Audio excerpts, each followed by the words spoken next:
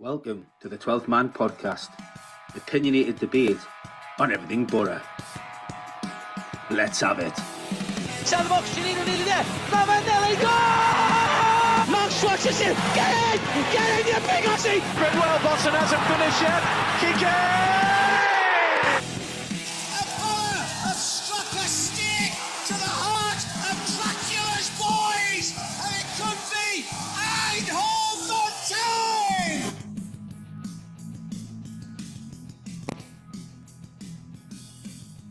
There we go. Up and running. Here we go. Right. Welcome to the 12 Man Podcast, live on Facebook, YouTube, the Red. Yeah, you play around with that camera. And everything else, all our platforms. You know, thank you for joining us. Thank you for popping on. Got a lot of people popping on already. So I'll say a good evening to you. How are you doing? Evening. Yeah, I'm all right, yeah. Good. I'm Steve Jackson. I'm the main man in the chair, as usual. You can't see me, but I am. I got Mr. John Cutler with me. Evening. Evening again. That's twice, yeah. I know. Evening. It's nice to see. It's going to be a fun podcast, isn't it? It is, of course it is. I've got to make it cheerful now because it's not going to be cheerful in the next 45 minutes or so, is it? And the two gentlemen looking at me. Got Mr. Steve Dixon with us. Evening, Dicko. Evening, everyone. How are we? Okay? Yeah, we're good. All good. We're all good, mate. The main man himself, the Don, Mr. John Donovan. Evening. No, then you're right. I am, mate. I am. That's some introduction in it. And joins just in time. Here he is. Artist extraordinaire, entrepreneur, legend, Mr. Graham Bandera is back with us. Evening, Bandy. Intros get better, mate. Evening, lads. You all right? Evening, Bandy. Oh, all good, yeah. Thank you. We're all good. So, yes, we're going to talk. We're going to talk Stoke because we really have to, apparently. So I'm looking forward to that. So we're going to dissect Stoke, what really went wrong, how long you got. So we'll go through that, and then we've got two games to preview. We've got Norwich on Wednesday night, and we've got QPR on Saturday. Yes, I know it's going to be a bad one. It's going to be a bad one. So let's get stuck in. I won't start with you because you didn't watch it, did you? No, luckily I was at work. So, yeah, I didn't get to see it. Luckily, I've heard plenty about it. I've seen the goals and a few little bits, and it weren't great at all. I'm sure we can all vent our spleen, can't we? Yeah, it wasn't great, but you know, hey ho. I'll start with you, John Don. Obviously made our way down to Staffordshire. 2 o'clock game, team came out. I was quite happy to see Senny at the top of it. I was very happy to see Senny at the top of it. But we all screamed for a back five. We all said a back five works. And that's where our success has come this season, from a back five. Were you surprised still to see the back four, or did you think that was going to come anywhere? Well, yeah, I was a little bit surprised to see the back four, but it was personnel. I would have kept McNair in there, to be fair. McNair with Rav. He made some more changes. I'm pleased Senny come in. I would have kept his ass in the team. I'd put him ahead of Greenwood. And I was glad to see Elath making a start. So yeah. I thought the team wasn't too bad. There was like a couple of players I would have liked to seen in, but I thought the team wasn't too bad. No, it was good to see a striker. Like I'm completely agreeing with you there. It was good to see a striker on the pitch, bit of a focal point. There's a couple of changes that they made. What before I go on to the rest, John, what did you make about Vandenberg being made captain? Strange move. I can't really see the thinking behind it, but he hasn't been our worst player by any stretch of the imagination. If Carrick thought that that he would carry the mantle and push us forward and try and change things, then fair enough. But he does enough talking when he's not wearing the armband For a 19-year-old lad, he's very confident. He's very vocal. So giving him it was a bit of a surprise, but fair enough. Yeah, it's okay by me. Okay, no problem. Diggle, what do you make of the team? I'm going to take cover here. Right, where do we start? He's leant forward and everything. I'm not going to take cover. Listen, personnel is one thing, but the main thing was, I think, Michael Carrick, I said last week, doing the same thing over and over again and expecting a different result is the definition of insanity. And that's what he's been doing since January, Michael Carrick. And I was absolutely flabbergasted to see we start with a back four again. Personnel, I agree with John Don. I don't understand why McNair, in the current circumstances with his experience, and he's probably one of the few leaders we've got that'll put his foot in and, put a tackle in, how McNair doesn't make that starting 11.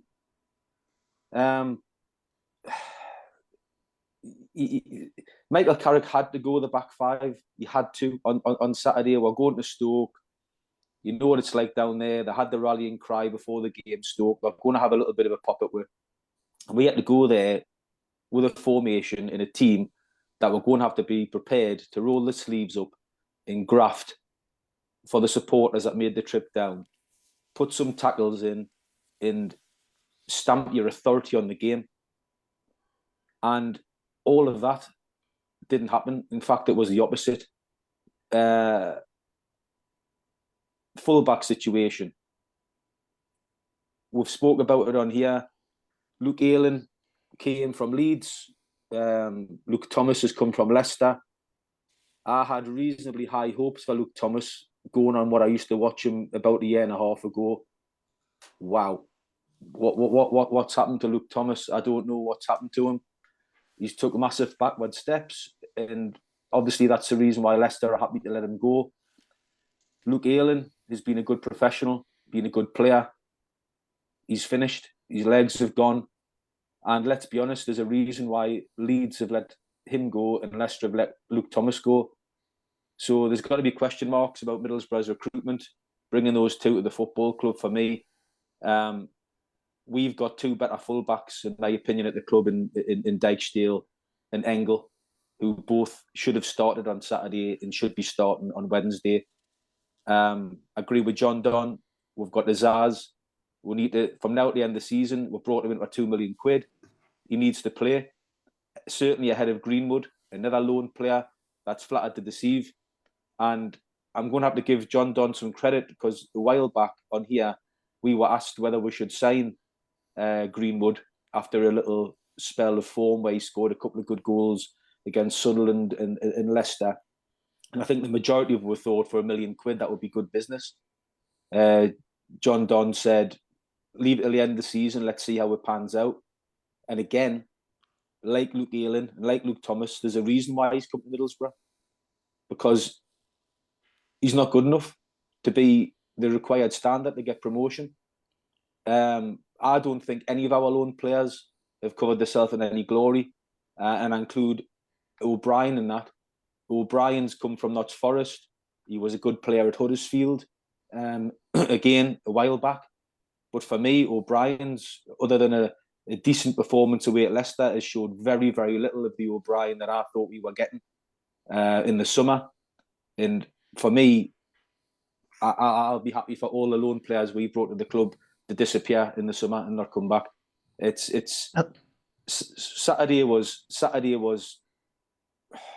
bereft of everything I want in a Middlesbrough team. It was bereft of leaders. It was bereft of quality, pace, just everything. It was such a weak, poor performance. I've come on here now for weeks saying Bristol City, worst performance of the season. Now Plymouth, worst performance of the season. How long is this going to continue? Every week it's getting worse. The performances are getting worse. The players' performances are getting worse. And something needs to happen very, very quickly. I personally don't think we're in a relegation battle just yet. But if we don't book what ideas up and find some leadership qualities both on and off the pitch, we're going to be in one. So it's a huge wake-up call, I hope, to Michael Carrick, that he needs to do something, not just with his tactics, but with his players. I mean, I'm not going to ask the question about relegation fight this week. I wasn't going to ask it at all. I'm going to keep that for next week because I feel that this coming week's a big one now. I can't disagree with anything he said there. The only thing I disagree with, I wouldn't wait till the end of the season to send them all back. I'd tell them go now. They're not needed.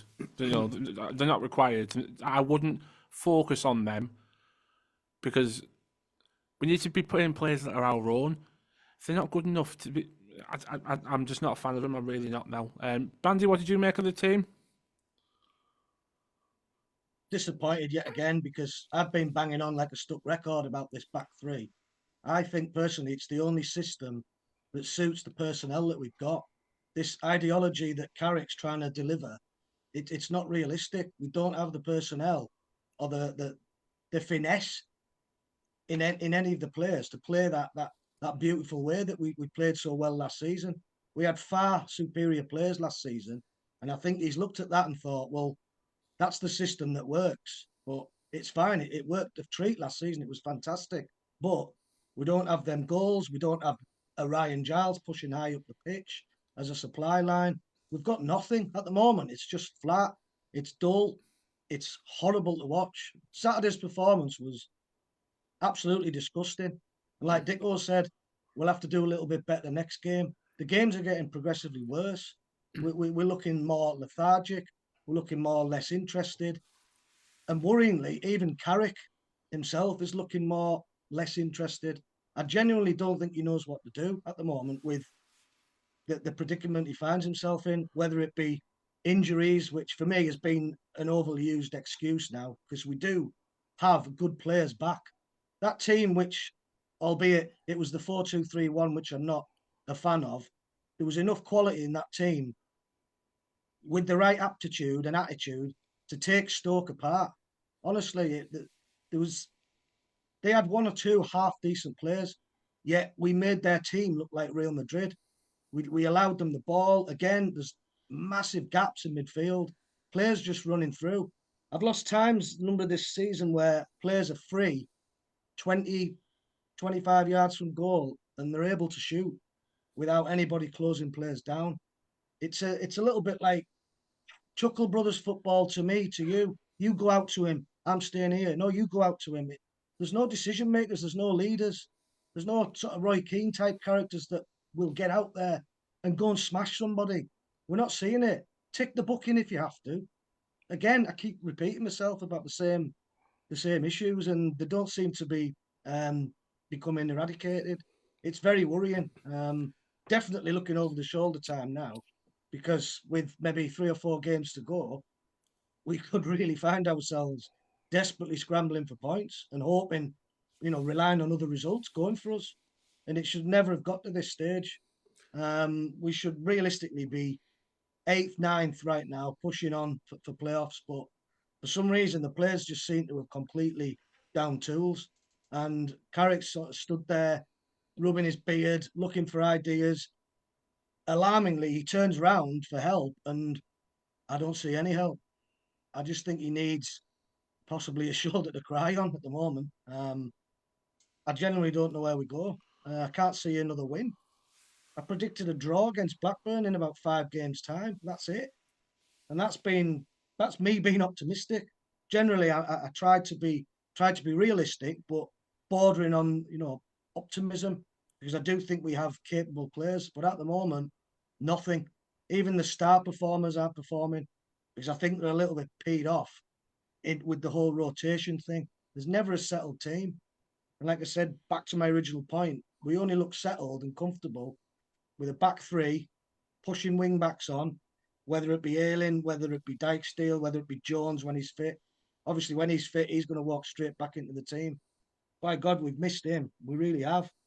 With this injury, but he seems to have had this injury for like 7, 8 games now. Are we going to see him again? Again, another injury that just has players out for far too long. So the whole season's just gone down the pan. I likened it to that bloody Willy Wonka experience in Glasgow, and that's the way it's gone. Shambles, absolute crap.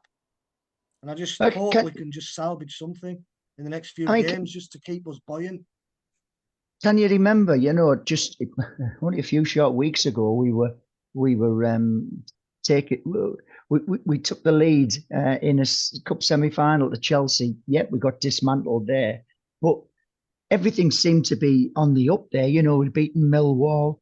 We were doing okay, but the decline in performances has been quite alarming and worrying. We haven't, barring that Chelsea game, we haven't kept a clean sheet this year. Barring the Chelsea win 1-0, we haven't kept a clean sheet, and that's where we must start on Wednesday. We've got to keep a clean sheet. I know we're at home, but to be honest, our confidence is low. I feel a little bit sorry. I know Dicko mentioned about Lewis O'Brien, but he come back from an injury into a team that was low on confidence, and it hasn't worked for him. But there's I think he's a player, John. He's a player, by the way. I like him. Yeah, I do. But like I said, Dicko's right. He's not performing at the moment, as are the majority of the team. The decline in our level of performance has been really, really worrying. But what worries me is I feel like we're masking into the period when we had Jonathan Woodgate and Michael Carrick starting to morph into Jonathan Woodgate, in the fact that he's delusional. He thinks his way of playing, like Woodgate, is the way to go. This attacking football in formation. And Woodgate had to be saved from himself. The league was lying. We're going to be okay. And he had to be saved from himself. Now, what I found was quite alarming was I found out today the points total we've got at the moment after 34 games is the lowest we've had in 10 years in the Championship, apart from the Woodgate season. So other than the Jonathan Woodgate season, where this is the worst season, since the turn of the year in January, only Rotherham have taken less points in Middlesbrough. We've taken 8 from 27, and only Rotherham have taken less. Yet Rotherham still took 4 points from us. Now, those statistics are damning in the telling in people at the club. And when I say people at the club, I mean Michael Carrick and Jonathan Woodgate, who are the two that can do something about the playing side of it, need to wake up. Woodgate's been through this before, and he got sacked for being bloody minded and wanting to keep it going his own way. Michael Carrick's doing the same. You would think Jonathan Woodgate would be saying, listen, we need to change this up, stay in this division, get some wins on the board, get a few wins, a few points. Doesn't matter if we're entertaining out, the fans will take a 1-0 win. Let's settle everything down.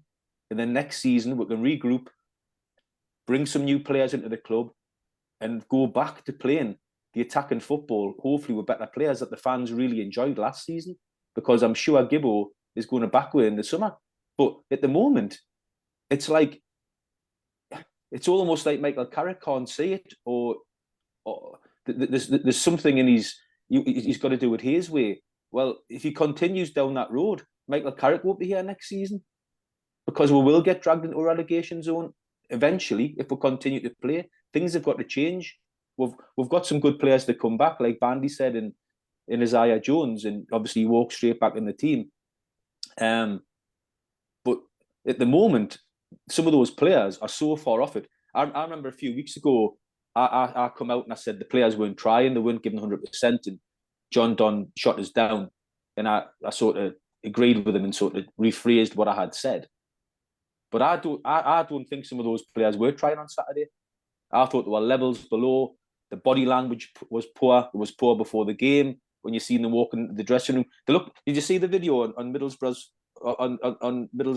Twitter feed showing the players walking into the ground into the stadium?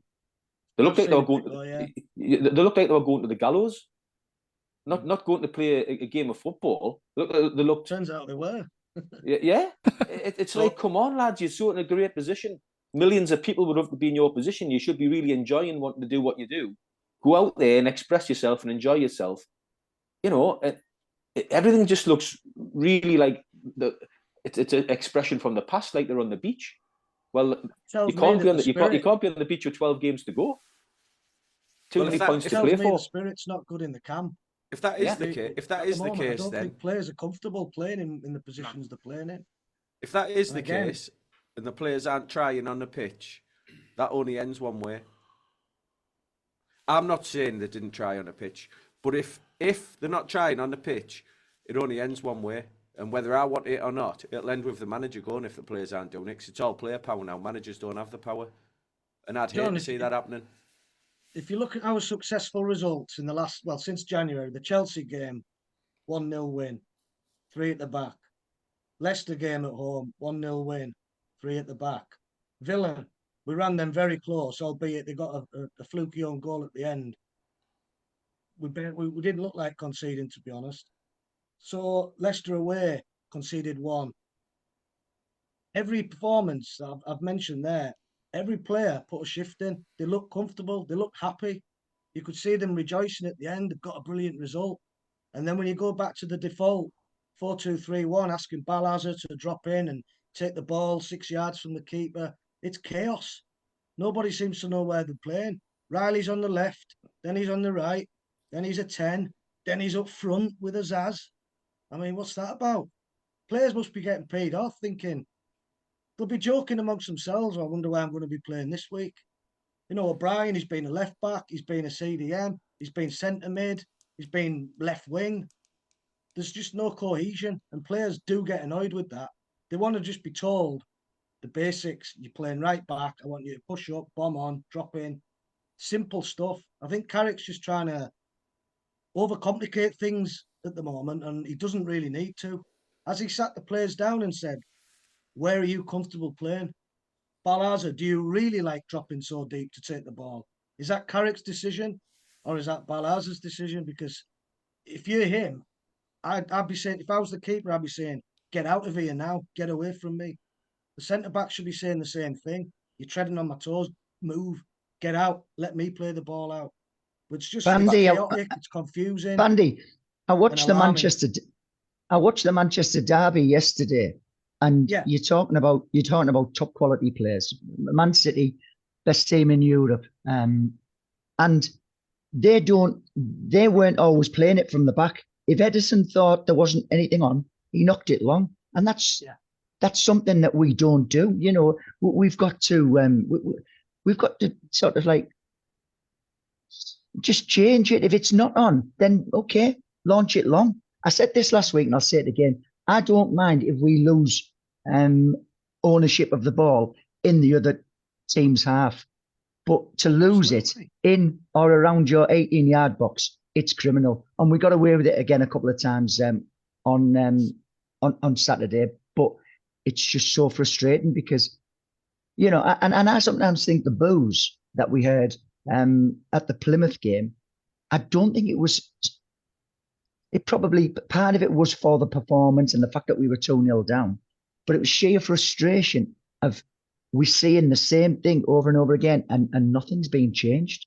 Yeah, you know, we're frustrated. Right, we're telling you we don't want to do that, especially when Balazar likes to take a touch, and by the time he gets a touch, there's somebody deep on him.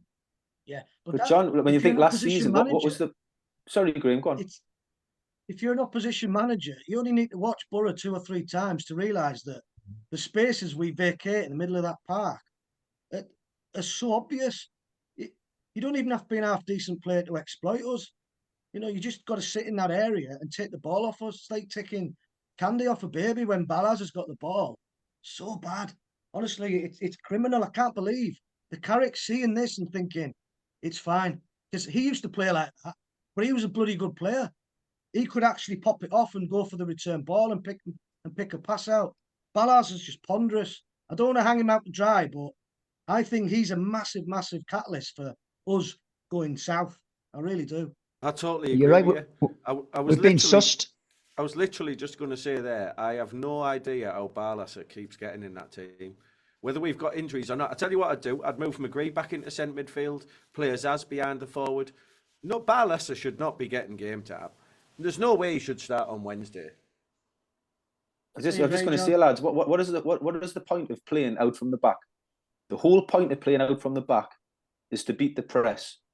So you end up passing it quickly, to have the extra man available to break onto the opposition team in numbers, right? And we've done that a lot last season and fantastically well, and scored some great goals with Zach Steffen and the players we had with pace and ability like Zachuba and Ramsey and the rest.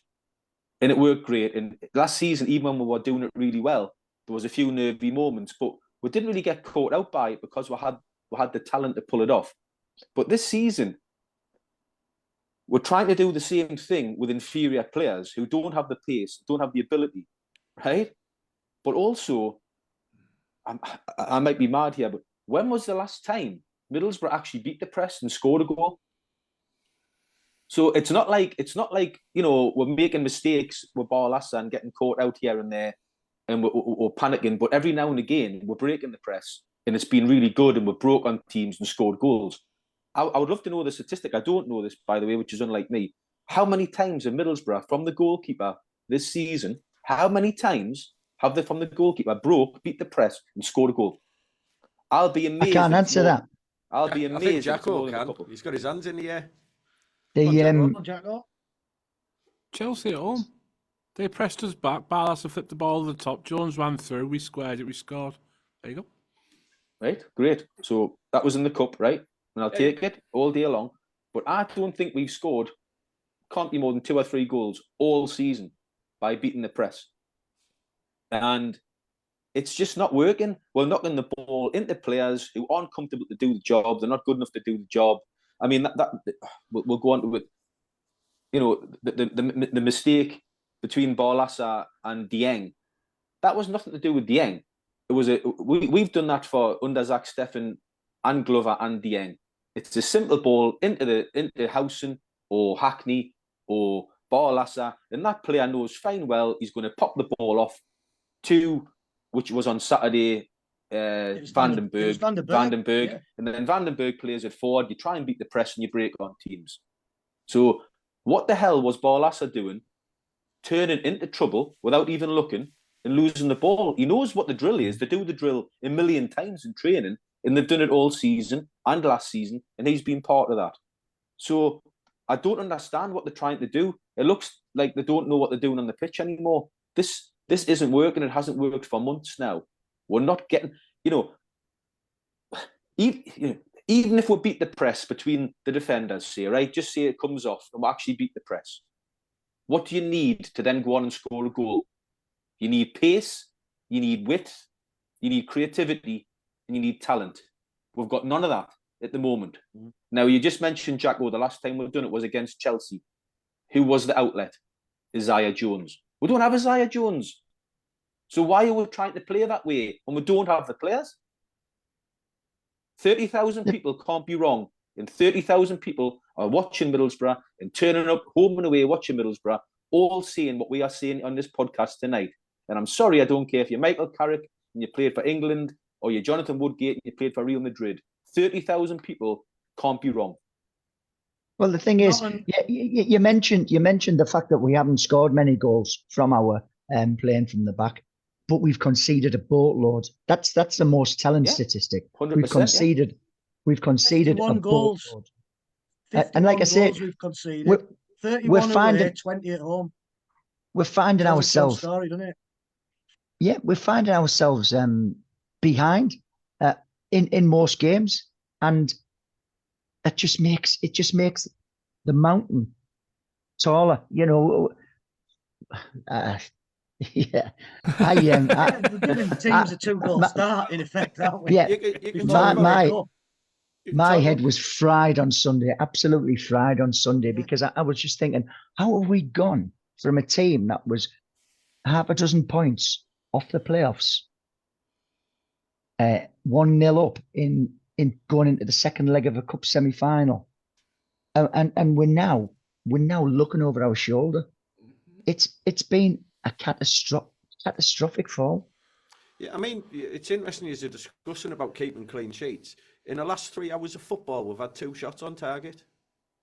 Mm-hmm. Yeah. So even if we keep a clean sheet on Wednesday against Norwich, what's the best we're going to hope for? 0-0. Jacko mentioned earlier, is it too early to mention a relegation battle? Absolutely not. Oh, Two shots on target in 3 hours of football. If anyone doesn't think we're in a relegation battle, you want to give your head a shake, because we definitely are. you can't see it changing, can you? Where are the goals There's coming just from? no impetus or drive through the team. There's no willingness to want to get a win. When we had Kieran on Everything's the all a bit passive, and when there's we had no one Kieran on the taking pod the other week, responsibility. and he said there was no one particularly available that suited the club that was better than what we have. God knows what was available then. Because if there was nobody to come in and give us goal, if we go down, it'll be the biggest mistake this club's made for 20, 30 years. Yeah. Brilliant. I think Well, I think we'll be okay personally. I said at the start of the show there, I still think we're not quite in a relegation battle yet. You've got to remember these teams down there are down there for a reason. And we've got a 6-point gap on them at the moment. We've got far superior goal difference to them, which is another point. We've got a game in hand on them. And we've still got Isaiah Jones, Johnny Howson, Dale Fry, Hayden Hackney, possibly Darrell Lenihan to come back before the end of the season. So I know it's not great, and I'm not trying to play the optimistic card. I'm just being honest. As I was at the start of the season, when I said I thought Middlesbrough would have a job to make the playoffs, and as I was in January when I said if we don't sign a striker, we won't make the playoffs. I'm going to say now that I don't think Middlesbrough will be near the relegation zone come the end of the season because of the reasons I've just stated. You don't think we'll be near it? No, I think we'll be okay. But I don't think we'll go down, but I think we're going to be near it. Don't get us wrong. That doesn't disguise what's gone on at the club on and off the pitch, which has been poor. I'm not trying to disguise anything. This season there's been a disaster, which has been covered by a great cup run for me. However, I think come the end of the season, we'll pull away and we'll be fine in terms of we won't be involved in any relegation battle, because I do think we've got more quality in the bottom teams, more points in the bottom teams, better goal difference in the bottom teams. But that's scant consolation to the Middlesbrough supporters who, in my opinion, were sold a bit of a dud in the summer with aspirations of pushing certainly for the top 6 on the back of a fabulous season last season, fabulous football. I think we've been sold a little bit of a dud. Sometimes it's about spirit in the team and the fight. Bandy mentioned it earlier. He wants to see, if we're going to pick up silly cards in midfield, pick up a card for going through somebody, letting them know that they're in a game. It's got to be capable of going through somebody. Maybe Lewis O'Brien, but the rest are just, as I say, they're too passive. They're a bit wispy. They don't really. The fringy players. There's no dominance there. There's no authority. There's no one dishing out a bollocking. It's all arms in the air when we concede a goal. There's no one pointing saying, you get this and do this and do that. It's and so this is why, honestly. And this is the why manager doesn't even do it. When you talked about earlier about Van den Berg being captain, last week on this pod and weeks before, I've mentioned about us not having a leader. If an 18-year-old lad, right, this is no disrespect to him, is going to be the captain, it shows you everything about that squad, that there's no leaders. Howson's a leader by example. There's no one who's a shouter. Fair play to Van den Berg. And if he's the best man for the job to be the captain, I'm all for it. But it shows what we're massively lacking in this squad. Do you remember the last time a manager made a teenager captain? Was it Jonathan Woodgate made Dale? No, Jonathan Woodgate made Dale Fry captain at Bristol City. There's a stat for you. Well, he's not a leader. Have you got your glasses on, Steve? Don't need glasses, me, mate. It's glasses when you give us stats. You've got to put your glasses on. Well, no, but can I go back? Can I go back to Saturday? It's the first goal. Before then, both teams had half chances. But the first goal, 40, 41 minutes, whatever. Luke Ayling badly misjudged a ball in the middle. It bounced over his head. And then again, he tried to win the ball back and he bounced off the player. That was absolutely pathetic. And the guy goes and puts it in the bottom corner. Now, it was a terrible goal to concede. Mm-hmm. Do you know what? If Ayling thought he was at fault, then bring the guy down. Just, the attempt to win the ball back was disgraceful. Really, he's a seasoned pro. He's well known for his housery, as people call it. Well, do you know what? I don't want to see you laughing and smiling. I do when we're 3 or 4 goals up, but not when we're behind in a game. I don't like all this. I wanted to see him stop that first goal. He made a bollock, missing the header. Well, then bring the player down and take a card, but just stop the goal. He didn't do it. Barlasser was there as well. Had an opportunity. Barlasser was covering, didn't do enough, just fell over. Noggin. I mean, Barlasser. You know, how sad is it that as Middlesbrough supporters we're looking at a 36-year-old in May, he's 36, Johnny Howson. We're all desperate for him to come back into that side. Barlasser has had chance after chance after chance to stake his claim ahead of Johnny Howson. And I'm sorry, Johnny Howson could be 40 and he'd be a better player than him. It's a fact. I mean, I don't understand what he does. I really don't. Well, yeah, I'll tell you what he does. I'll tell you what he does. He doesn't do anything good, and he gives the ball constantly to the opposition. I saw someone called him yesterday Dan Bad Passer, and that is absolutely perfect. I've been saying said that. Sorry. But I've been saying it for months since he came in. He's not shown me anything. Not a thing. Well, we're having a go at players because we're all a bit angry tonight about Saturday's performance. That's what we're here for. Who wants to call out Terry Thomas's performance at fullback? Because that's who may as well have been playing there. Dear me. Well, yeah, like Terry Chips.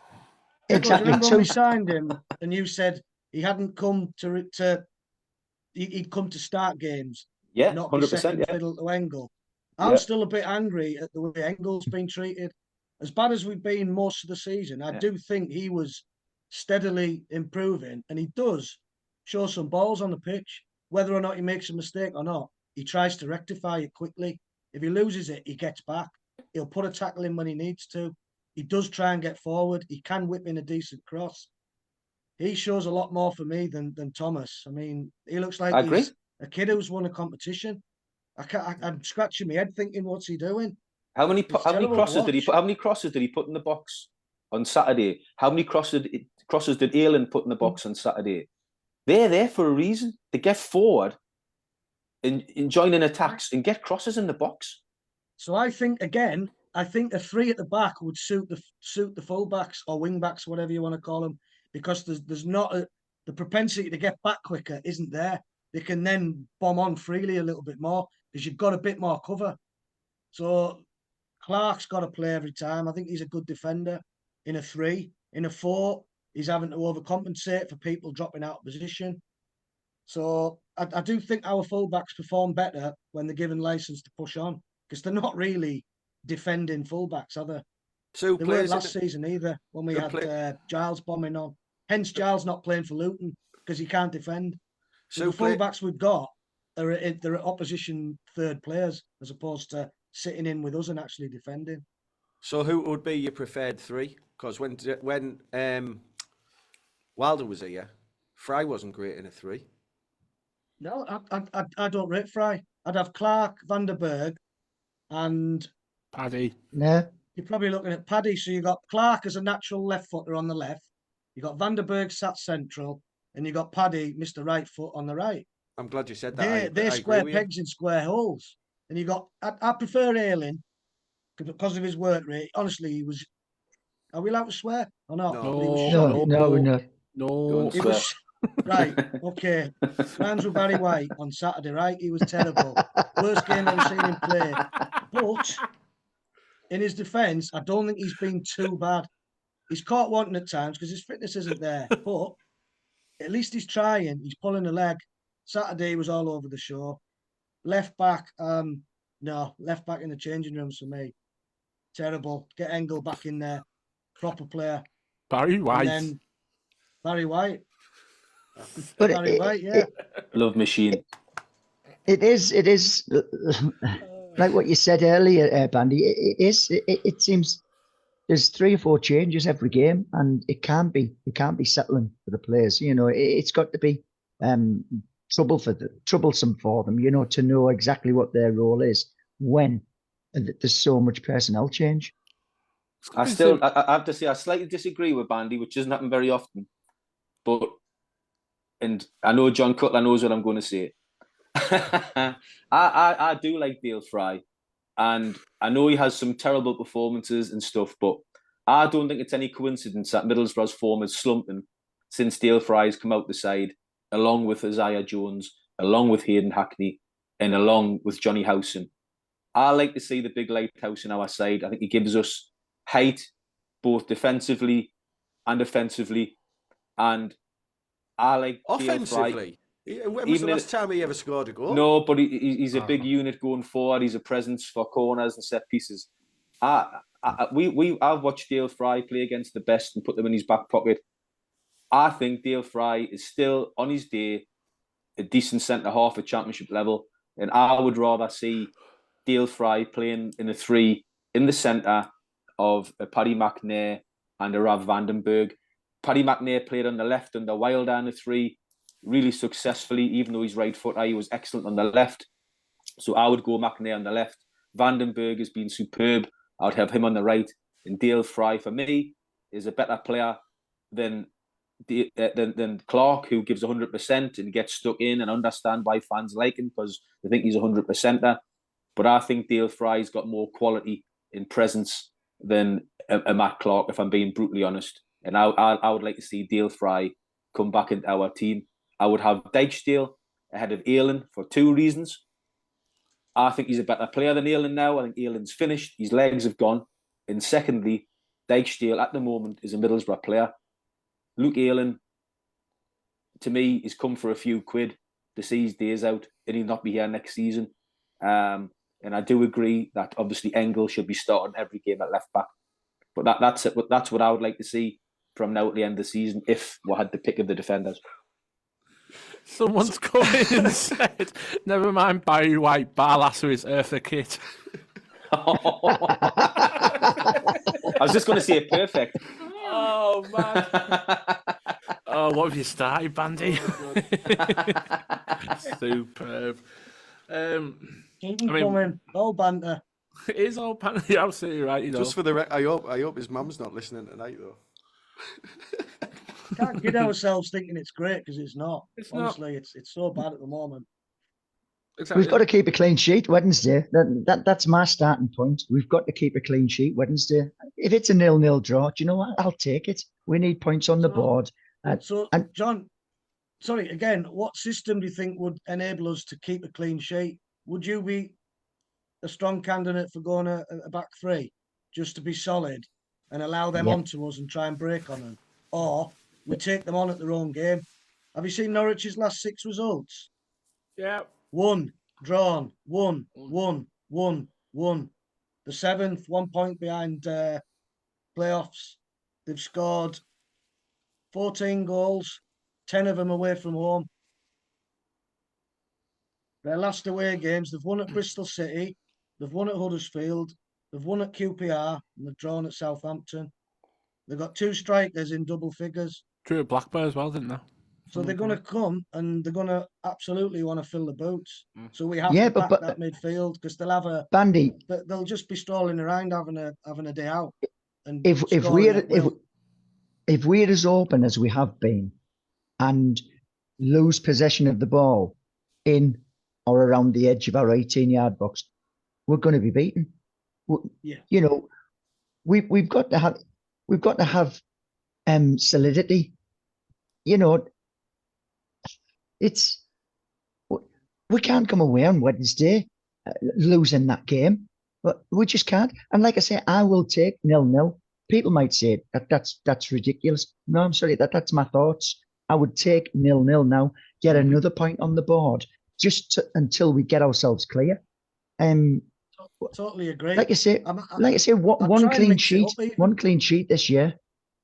I'd try and mix it up and use Lath's pace, maybe to pump the ball over the top. I'm not a strong advocate for long ball football, but you've got to use what you have at your disposal to get the best result. And I'm not sure Carrick sees it like that. He's like I say, he's got this ideology and he waves this magic wand and it's all going to come right. It isn't. We broke with pace. We're in the clerk and we need to get out of it quickly before it catch up with us. We broke with pace at Leicester. We scored 2 and missed another 2. You know, we can hit teams on the counter, but we've just got to stop. We've got to stop conceding goals. The only chance we had on Saturday, and you can push your fullbacks high up into the opposition half. You can play like that. It's not negative. It's not 4-5-1 that Aitor used to play, or Robbo when we were getting panned every week. It's positive football if you just play a low block and then get out quick. Look, the only chance we had on Saturday, Bandy. On Saturday, the only chance we had of note, what was it? It was a ball over the top into Elaf, who got him behind him, a long ball over the top into Elaf. Yeah, it was cleared up. Rounds the goalkeeper, hit off the line. That was the only time we tried it in the whole game. Thomas did get away, to his credit. He got away once, got up the pitch, squared it across, and Riley took a duff touch. Keeper got it. If we'd have scored that, you're thinking, hey, we scored early, confidence is up. You just don't know what's going to happen. But again, we're too soft. We let teams comfortably back into the game. How many times have you seen us actually score and then 2 minutes later we're level or we're 2-1 down? So scoring first in the Championship is massive. It's massive scoring first in the Championship. The first goal is huge, certainly at home, because if you score the first goal at home, teams have got to generally change their formation and they can't just sit in and hope to catch you on the counter. But Middlesbrough don't score the first goal very often, and that's the Achilles heel this season. We always go behind. It's criminal. We should have taken the lead at Stoke, you know, and we didn't, and we paid the price. We've got to learn to be tactically better, be stronger, set up better, harder to beat, like you say. But let's try and score the first goal. Give ourselves a chance, a foothold in the game. Look at Leicester. We scored first. And look how that transformed the game at Leicester, who were the best team in the league, who are probably going to win the league. But because Middlesbrough scored first, we went on and won the game. But we don't do it enough. What's Lat's strength? What's Lat's strength? Pace. It's his pace, yeah. So he's absolute lightning, so use it. Yeah. So like we said, knock it over the top from the keeper if needs be. From the keeper or from midfield, knock it over the top and get him onto it. Just let him cause some problems. You're on about the Man City Man U game, John. Man United goal. They went long over the top because City pushed the defence right up. So they went over the top. Fernandes took a great touch, held it up, squared it in, and Rashford's put it top corner. I'm not saying we're capable of that, but sometimes you've got to look at the opposition and think, okay, how can we combat these guys and get through them? Norwich are going to come to win tomorrow. They're not going to sit back. So, and sometimes you've got to look at you've got to look at the strengths of your players and play to that. And exactly. Lath is quick. Lath is quick. He's awkward. He scraps. He battles. Yeah, give him a chance. How many managers have come to our club to rescue us? So you look at Venables, look at Warnock, you look at Pulis. You wouldn't class them, maybe possibly Venables aside, you wouldn't class them as sort of managers who like to play flowing, beautiful football, you know, that the purists of the game admire. But, you know, for all the critics, they know how to get a result when it's needed, when we're in the brown stuff. So I think you made a great point there about Venables, Graham. You're on about Venables there, Graham. Venables was a tactically superb manager who liked to play the beautiful game, but he wasn't too obsessed with himself in terms of what was best for the team. When he came to Middlesbrough in the relegation battle, he didn't continue to try and play the beautiful game and play it the Terry Venables way. He came, realised the situation we're in, and changed it. And I think we did play with a back five when he came in, with the wing backs with Dean Gordon and stuff. And we got results. So I think we beat Chelsea 1-0 in his first game, and we're tight and we're difficult to beat. And he kept it up. Now, if Venables had stayed on, which we wish he had, I'm sure the next season he would have changed his style and went back to the beautiful football that he likes to play. Now, Michael Carrick needs to take that advice. We're happy for you to play your beautiful football, Michael, but not at the moment. Change your tactics, show your flexibility, learn as a manager, read the room, what's needed now, and then next season with different personnel and different players, we can go back to the Michael Carrick way. He needs to take, you know, a step back and assess the situation, because like I keep saying, everybody can't be wrong. It's glaring. You know that run we went on, 7 games unbeaten, 7 straight wins, wasn't it? Josh Coburn played every game. So we had a focal point. We had somebody to hit. We had somebody to hold the ball up, and then you can get your midfield up to support. I know is he injured now? Yeah, he's He's another still one on the injured. injury list. Yeah. So if he was available, we might have seen some slightly different results. But at the moment, he's unavailable.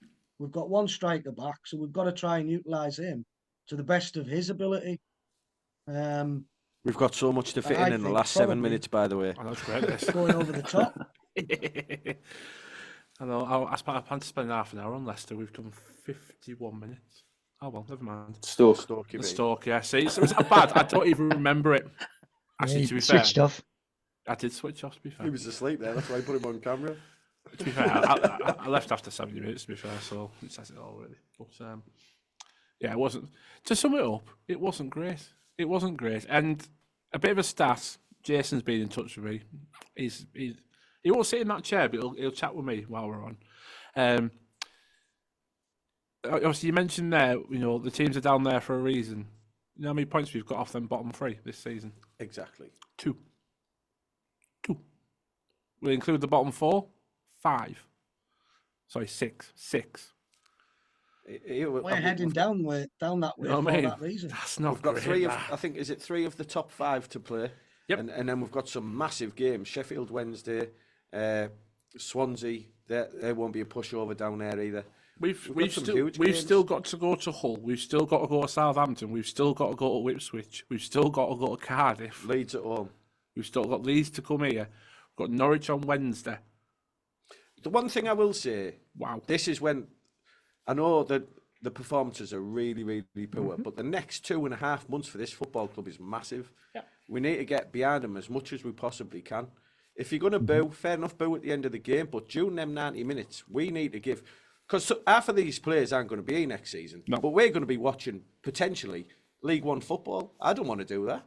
I'm not paying 500 quid for League One football. I just want the fans to give everything they can to... Not for the players, for the football club. And I'm sure that will happen. That Well, we've had an hour of event now, a spleen on the borough. Yeah, that's fine. I'll go in that ground on Wednesday, and I'll give everything to shout Exactly, the team John. on.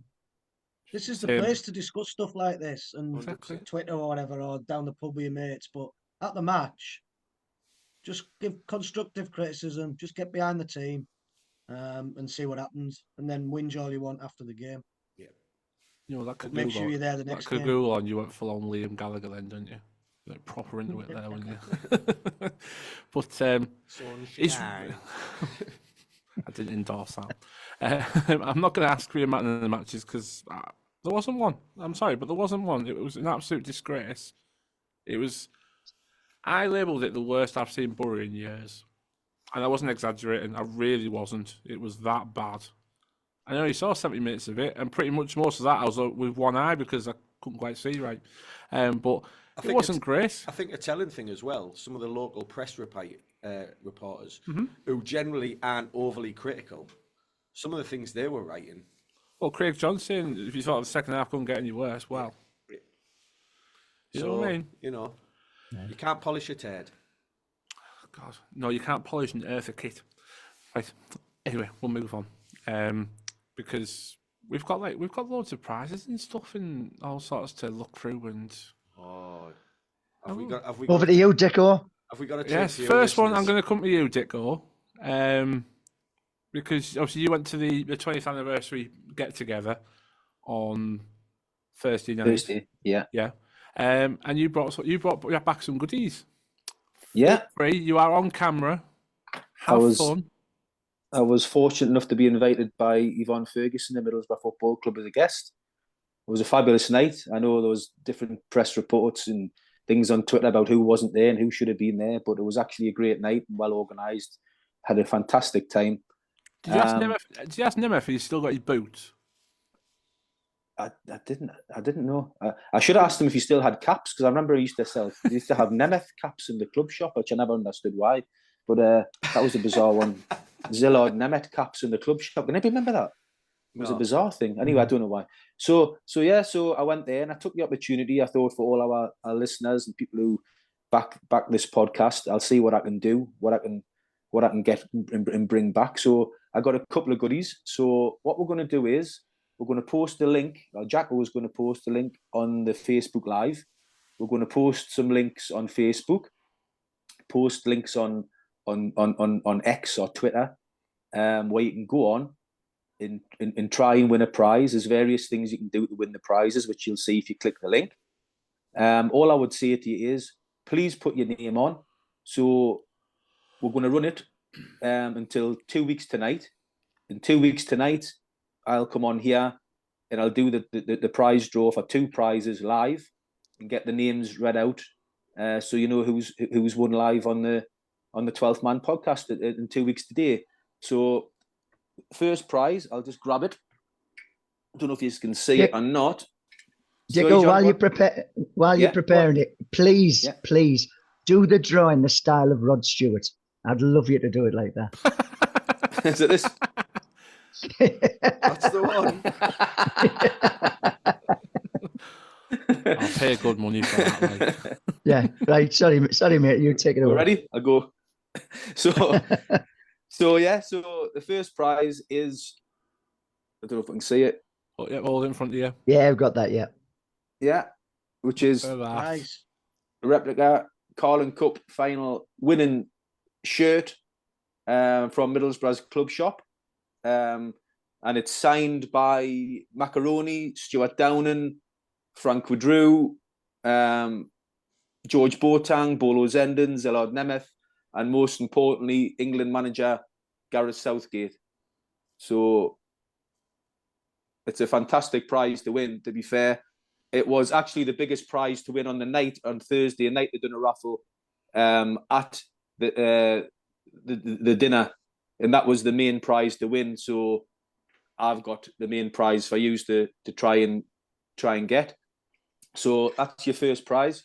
But I got a bonus prize for second place, which is the Carling Cup 20th anniversary celebration official program from the night on Thursday night.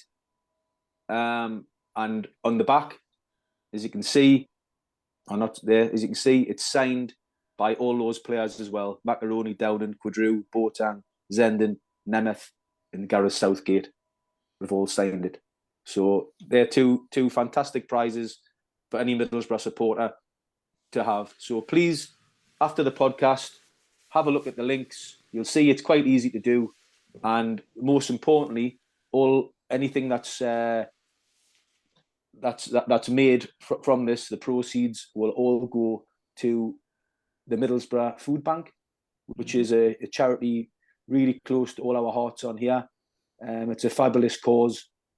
So remember that when you click on the link, that anything that's given will go to the Middlesbrough Food Bank. There's various options on there as well. It's like 1 ticket for £3, 2 tickets for £5. The more tickets you get, the cheaper it is. But yeah, like and there's the more chance you've got of winning as well, because each you'll have more entries into the draw, so it gives you more chance of winning the prizes. Absolutely. So there you go. Fair play, Dicko. Well done. Yeah, well done. Well done. That's quality. And yes, anyone can enter, because the two in the studio here have entered. I don't care. I want them. So yes, we've done it. We've kindly done it. It is going to be a random generator, by the way. It's not actually Dicko picking a hot ball out like the FA Cup. Hot ball. Having all the big teams at home. He's not going to go in and go, "Yep, cuts is one." Yeah, I hope he does, but that's not going to happen. I didn't think I'd be talking about Dicko touching hot balls, but we are. So there you go.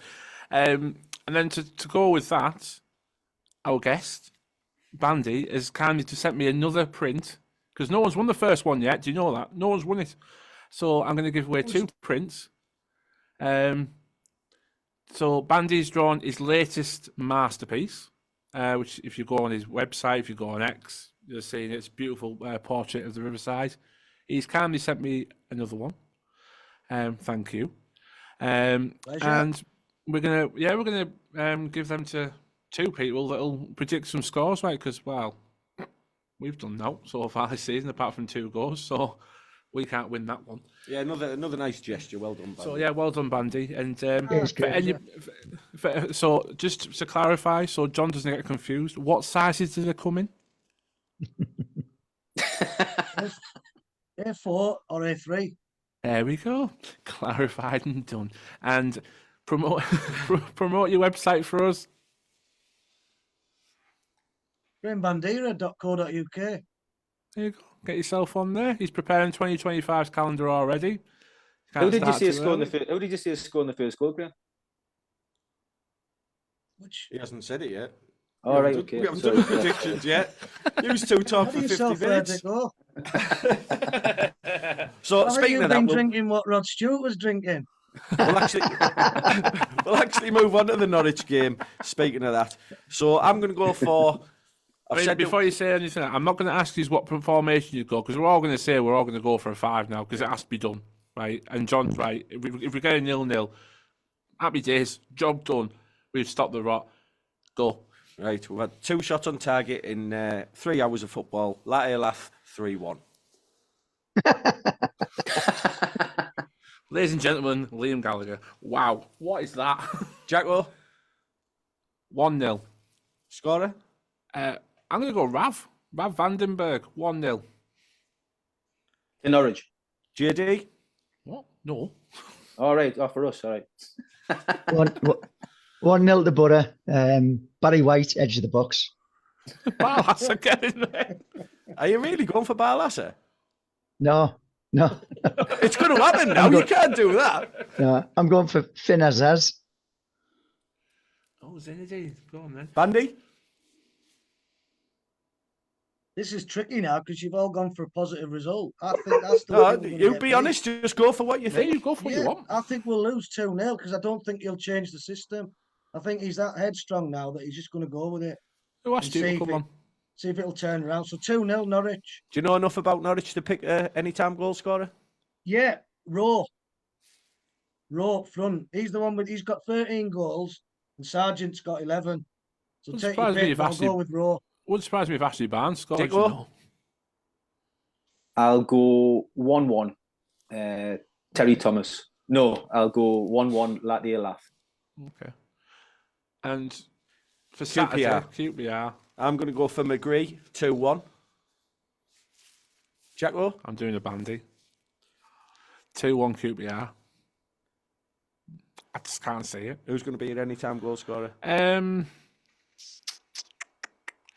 Sam Greenwood, because he'll play him. I know he will. JD? 1-0 Borough. Finn Azaz again. That's going to be something weak for Azaz, isn't it? Well, do you know, he scored 2 on the bounce not so long ago, so I'm going for it. Bandy? I think after tomorrow night's defeat, he'll panic. Don't turn up tomorrow, by the way. That's twice you've said that. Please don't turn up tomorrow. Yeah, we play Wednesday. Sorry, Wednesday.